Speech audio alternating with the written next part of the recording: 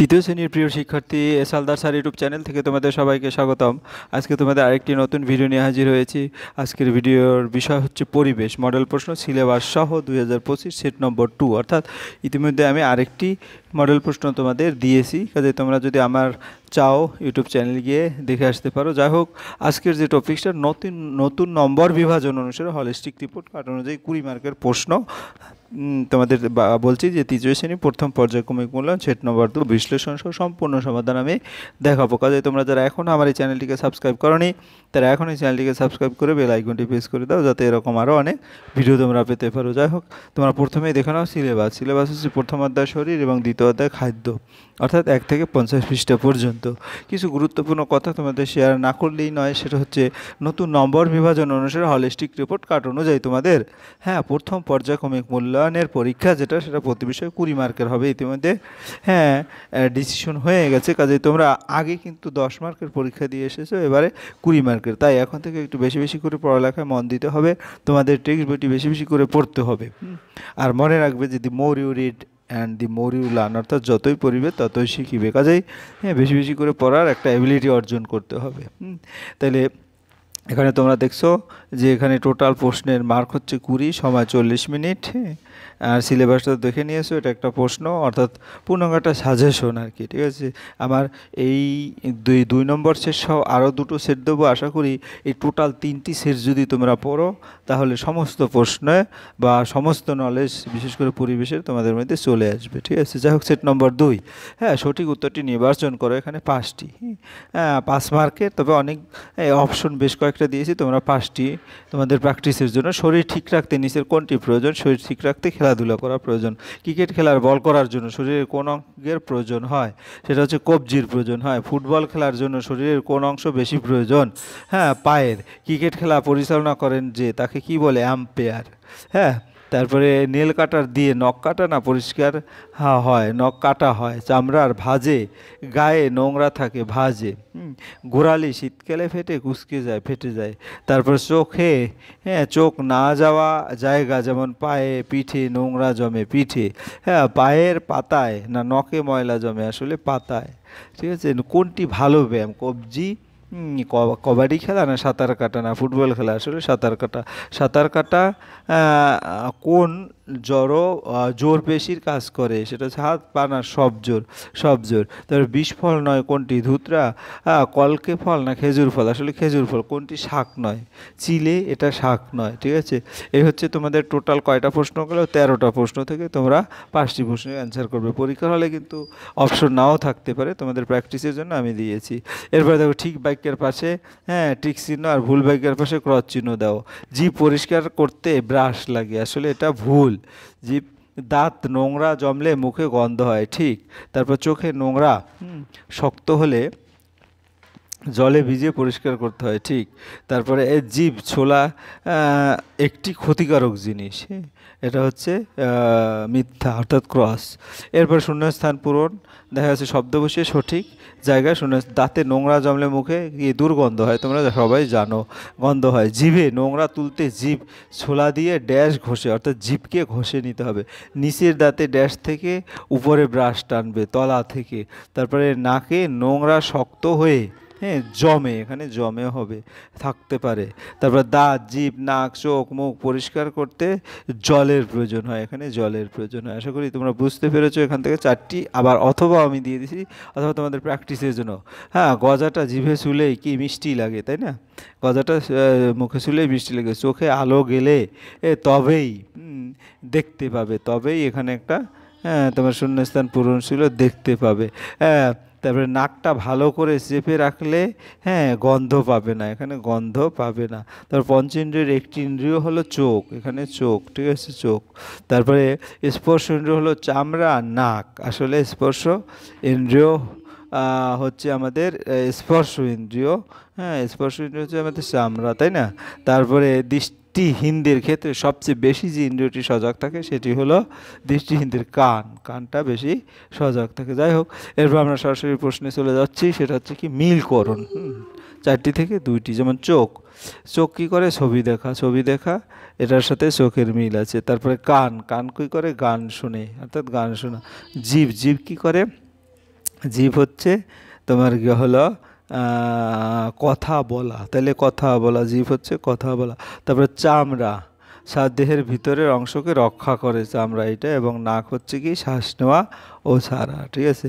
অথবা আর একটা দেখতে পারো, ভালো খাবার দেখলে, হ্যাঁ, ভালো খাবার দেখলে জিভে জল আসে। সাপ দেখলে, হ্যাঁ, চামড়া লোম খাড়া হয়, অর্থাৎ এটা। এবং বকাবকি শুনলে চোখে জল আসে, এটা, ঠিক আছে। যাই হোক, এরপরে আমরা একটি প্রশ্ন 5টি, এখানে কিন্তু আমি অনেক প্র্যাকটিসের জন্য অনেক প্রশ্ন দিয়েছি, তোমরা সকল প্রশ্নই ভালো করে পড়বে। এবং এই 2 নম্বর সেটের পাশাপাশি আরও যে 2টো সেট দেবো, হয়তো 2-1 দিনের মধ্যেই 2টো সেট দেবো, সেই প্রশ্নগুলো পড়লে আশা করি তোমার সমস্ত প্রিপারেশন হয়ে যাবে। হ্যাঁ, নেল কাটার দিয়ে কি কাটা হয়? নখ কাটা হয়। ঠাকুরমা কী দিয়ে নখ কাটতো? নুন দিয়ে। তারপরে গায়ের চামড়া কোথায় বেশি হ্যাঁ ময়লা জমে? যেখানে ভাঁজ বেশি। কোন ঋতুতে গায়ের চামড়া ফেটে ফেটে যায়? শীত ঋতুতে। হ্যাঁ, মুখে গন্ধ হয় কেন? দাঁতে নোংরা জমা থাকলে মুখে গন্ধ হয়। দিনে কতবার দাঁত মাজতে হয়? দিনে 2বার দাঁত মাজতে হয়, একবার খাওয়ার আগে, একবার খাওয়ার পরে। তারপরে দাঁত কেমনভাবে মাজতে হবে? নিচের দাঁতের তলা থেকে উপরে ব্রাশ টানবে, আর উপরের দাঁতে উপর থেকে নিচে টানবে। পঞ্চেন্দ্রিয় কাকে বলে? কি কি? চোখ, কান, নাক, জিভ, চামড়া। এই 5টি অঙ্গকে বলে ইন্দ্রিয় বা পঞ্চেন্দ্রিয়। দেখার জন্য কোন ইন্দ্রিয়টি ব্যবহার করা হয়? চোখ। কানামাছি খেলায় কোন ইন্দ্রিয়টি কাজ বন্ধ থাকে? চোখ। কানামাছি খেলায় কোন ইন্দ্রিয়টি কাজ করে? কান। তারপরে রাতকানা রোগ কি? রাতের বেলায় ভালো দেখতে না পাওয়া। হ্যাঁ, তারপরে বিনার মাথায় লাগছে, এর জন্য কি চোখের দোষ হতে পারে? হ্যাঁ, চোখের দোষ হতে পারে। কী করলে শরীরের পুরো ব্যায়াম হয়? সাঁতার কাটলে। খেলতে খেলতে কোথায় ময়লা জমে? আঙুলের নখের নিচে ময়লা জমে। নখ সহজে কীভাবে পরিষ্কার করা যায়? নেল কাটার নখ কেটে সাবান দিয়ে হাত ধুয়ে সহজে পরিষ্কার করা। সাবান লাগলে, হ্যাঁ, লাগানোর পর নখগুলো কি করতে হবে? একটু ঘষে নিতে হবে। নেল শব্দের অর্থ কি? নেল শব্দের অর্থ নখ। কাটার কাকে বলে? যা দিয়ে কাটা হয় তাকে ইংরেজিতে কাটার বলে। নেল কাটার দিয়ে কি করতে হয়? নেল কাটার দিয়ে নখ কাটতে হয়। চোখ কিংবা নাকে কি নোংরা থাকে? হ্যাঁ, চোখ ও নাকে নোংরা থাকে। চোখে নাকে ময়লা থাকলে কি করতে হয়? পরিষ্কার করতে হয়। চোখ নাক ময়লা যদি শক্ত হয়ে জমা থাকে, তাহলে কিভাবে পরিষ্কার করবে? জল দিয়ে ভিজিয়ে নরম করে পরিষ্কার করবে। রোজ সকালে কি পরিষ্কার করা দরকার? দাঁত, জিভ, নাক, চোখ, মুখ পরিষ্কার করা দরকার। দাঁত ব্রাশ করার। হ্যাঁ, তারপরে চোখ, যারা চোখ দেখতে পায় না তারা কিভাবে চিনতে পারে? কানের সাহায্যে গলার শব্দ শুনে চিনতে পারে। ঠাকুরমার চোখ দেখতে পান না আর কানেও শুনতে পান না, তাহলে তোমাকে কিভাবে চিনতে পারবেন? হ্যাঁ, গা ছুঁয়ে চিনতে পারবেন। জিভে গজা, জিভে ছোঁয়ালে মিষ্টি লাগার কারণ কি? জিভের মিষ্টি, টক, ঝাল ইত্যাদি বিভিন্ন স্বাদ গ্রহণ করার ক্ষমতা আছে, এটাই এর কারণ। নাক নামক ইন্দ্রিয় আমাদের কিসে সাহায্য করে? নাক নামক ইন্দ্রিয় আমাদের গন্ধ বুঝতে সাহায্য করে। এবার চোখে কি প্রবেশ না করলে আমরা দেখতে পাবো না? চোখে আলো প্রবেশ না করলে আমরা দেখতে পাবো না। কানামাছি খেলায় সবাই কানামাছিকে ঘিরে কি করে? সবাই ছোটে। কানামাছি খেলায় একটি দলে কজন কানামাছি হয়? একজন কানামাছি হয়। দিদিমণি, কানামাছি খেলায় একটি দলে কজন থাকবে বললেন? 6 জন থাকবে বললেন। তারপরে একটি দলে 6 জনের মধ্যে রেফারি কজন হয়? একজন রেফারি হয়। কানামাছি খেলায় রেফারি আর কানামাছি ছাড়া একটি দলে আর কজন থাকে? 4 জন থাকে। পঞ্চেন্দ্রিয়ের নাম লেখো। ইতিমধ্যে আমরা দেখেছি। খাবার স্বাদ কত রকমের? টক, ঝাল, মিষ্টি, নোনতা এবং তেতো। হ্যাঁ, ঘাস মানুষের খাদ্য নয় কেন? ঘাস খেলে হজম হয় না। কোনগুলো মানুষের খাদ্য? রুটি, সর্ষের তেল, খড়, বাদাম, তুষ, ঘাস, তারপরে হিসক আর বিচুলি। রুটি, সর্ষের তেল, বাদাম এবং হিংসে। তারপরে কাঁঠালের কোনটি মানুষের খাদ্য? বীজ নাকি খোসা? বীজ। আনাজের রান্নার পর নাম হয় কি? তরকারি। মোচা আমাদের কি উপকার করে? মোচা রক্ত অল্পতার সমস্যা কমায়। দিনে কতটা জল খাওয়া দরকার? 2-3 লিটার। একটা উপকারী শাকের নাম করো। একটা উপকারী শাকের নাম ব্রাহ্মী শাক। শাকের সঙ্গে কোন জিনিস গুলিয়ে যায়? শাকের সঙ্গে ঘাস গুলিয়ে যায়। তারপরে যা খেয়ে হজম করা যায় তাকে কি বলে? যা খেয়ে হজম করা তাকে খাদ্য বলে। ঘাস কার খাদ্য? ঘাস গরু এবং ছাগলের খাদ্য। জলে জন্মায় এমন একটি শাকের নাম লেখো। কলমি শাক জলে জন্মায়। খাদ্য হজম না হলে কি হয়? পেট খারাপ হয়, বমি হয়। তারপরে কি কারণে হজম হয় না বলে দিদিমণি বলেন? খাবার বেশি খেলে এবং খারাপ হয়ে যাওয়া খাদ্য খেলে। ভ্যাপসা গরমে খাদ্য কি হতে পারে? খাদ্য পচে যেতে পারে।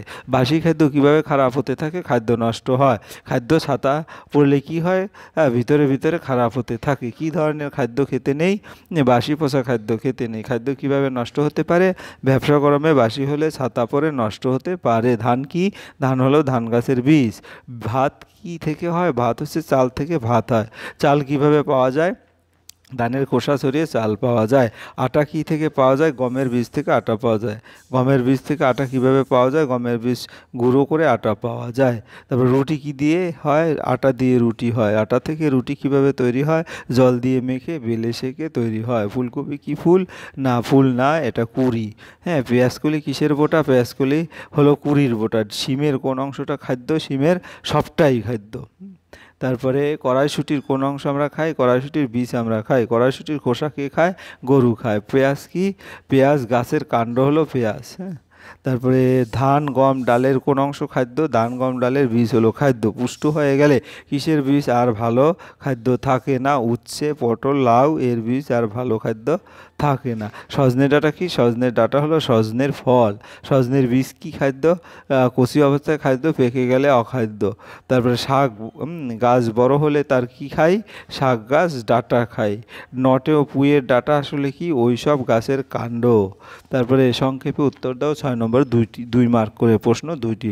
কোন উদ্ভিদের বীজ আমরা কিভাবে খাই তা লেখো। আমরা ধান গম ডাল শিম বিনস কড়াইশুঁটি বরবটি পটল উচ্ছে লাউ প্রভৃতি বীজ খাই। ধানের থেকে চাল বের করে ভাত খাই।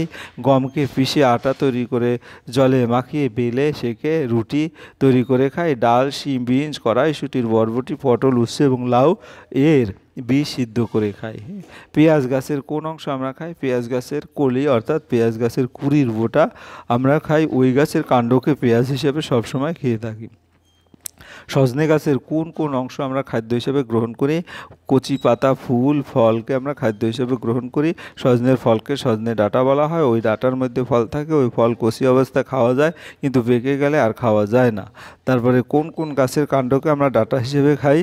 নটে পুঁই গাছের অবশ্যই লাউ কুমড়ো প্রভৃতির কাণ্ডকে আমরা ডাঁটা হিসেবে খেয়ে থাকি। কতগুলো শাকের নাম করো। কতগুলো শাক হলো? বেলে শাক ব্রাহ্মী শাক ঢেঁকি শাক হিঞ্চে শাক পুঁই শাক ইত্যাদি। শাক ও ঘাসের তফাৎ কিভাবে বুঝবে? চোখ মেলে দেখলেই শাক ও ঘাসের তফাৎ বোঝা যাবে। আর 1 মাস বাগানে ঘুরলে আরও ভালোভাবে বোঝা যাবে। খাদ্য কাকে বলে? হ্যাঁ, যা খেয়ে হজম করা যায় তাই হলো খাবার জিনিস বা খাদ্য। যেমন মানুষের খাদ্য আপেল কলা ইত্যাদি। এই হচ্ছে তোমাদের সমস্ত প্রশ্ন। আশা করি তোমরা যদি পরপর ভিডিওগুলি দেখো তাহলে তোমার পরিবেশের সম্পূর্ণ যেরকম প্রশ্নই আসুক সমস্ত প্রশ্নই কমন বাঁধবে আমার বিশ্বাস। যাই হোক, পরিশেষে বলবো তোমরা যারা এখনও সাবস্ক্রাইব না করে আমার চ্যানেলটি দেখো, প্লিজ প্লিজ প্লিজ চ্যানেলটি সাবস্ক্রাইব করে বেল আইকনটি প্রেস করে দাও। ভিডিওটি দেখার জন্য অসংখ্য ধন্যবাদ। ভিডিওটি ভালো লাগলে লাইক কমেন্ট শেয়ার করতে ভুলো না। আজ এ পর্যন্ত, ধন্যবাদ সবাইকে।